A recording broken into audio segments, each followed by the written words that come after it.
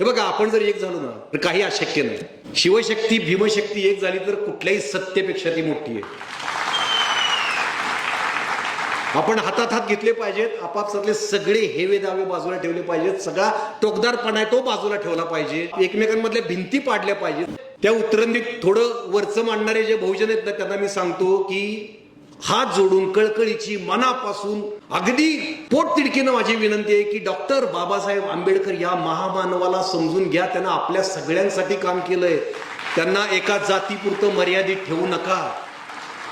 प्रत्येक माणसासाठी, प्रत्येक महिलेसाठी त्या माणसाने अफाट कार्य करून ठेवलेलं आहे. आंबेडकरांचे अनुयायी छत्रपती शिवाजी महाराजांना मनापासून मानतात, राजर्षी शाहू महाराजांना मनापासून मानतात,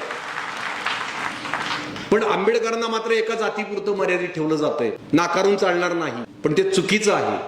आपण आता सगळं बाजूला ठेवून सगळ्या बहुजनांनी एक झालं पाहिजे आणि लढलं पाहिजे. छोटी लढाई नाही ही, पण आपण लढायची आणि जिंकायचं. कशासाठी?